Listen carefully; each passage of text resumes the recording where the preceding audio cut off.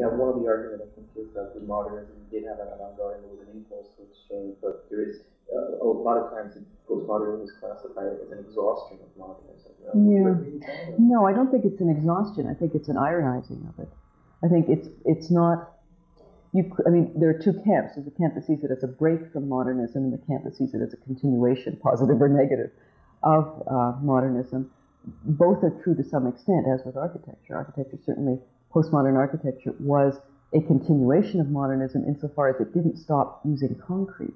It didn't stop using the material advances, structural advances that modernism had brought to architecture. On the other hand, it did break from it in its politics of representation of built space. So there is a break in some ways, but a continuation in others. And the same is true in literature, where the self-reflexivity, the self-consciousness we see in postmodern literature isn't new. First of all, it's not just modernist. It goes back to Tristram Shandy, to Don Quixote in the fictional form.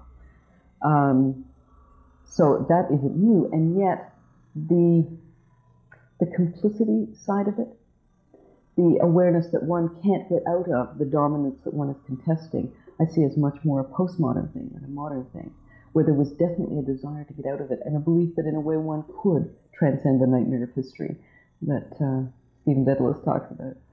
And that means that as a political agent or as a force of political action, postmodernism essentially disallows that. Well, I mean, you can, and certain people have read it that way, unless you want to see it as, because it deconstructs and lays out and critiques, that it makes possible another step. But I don't think, as I said, I don't see it as that step. I don't think it's necessarily politically quietistic, which people would argue. I just think that it's stage one, and you can or cannot, depending on whether you want to, move to political action. I think feminists have, postcolonial critics clearly have. And the problem in talking about postmodernism today is that it overlaps so much with those other concerns. They have so many of the same interests and concerns. Let's talk about your work on parody and irony. Essentially, what are you trying to do there? Well, it's part of working on postmodernism in a way, or chicken and egg problem. I'm not sure which came first. I'm interested in irony, for example, because I think it incarnates this postmodern problem of complicity and critique.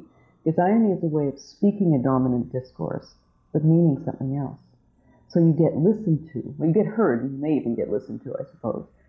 And you also, people don't just say, oh, it's an oppositional view and block it off.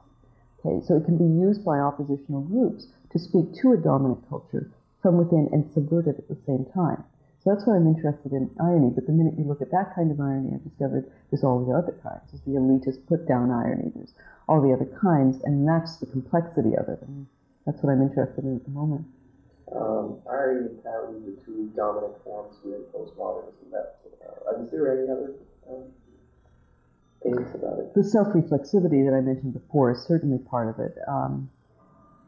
Parody is one way of looking at art's relationship to the art that came before it, and the argument that one never makes art out of a vacuum, that there's always this history of art, is certainly, I think, a dominant part of postmodernism. I think those are the main characters. The trouble is one can get in specific works, specific examples of other things, but the common denominator across various art forms appears to be self-reflexivity, parody, irony, and a view of history, I should say.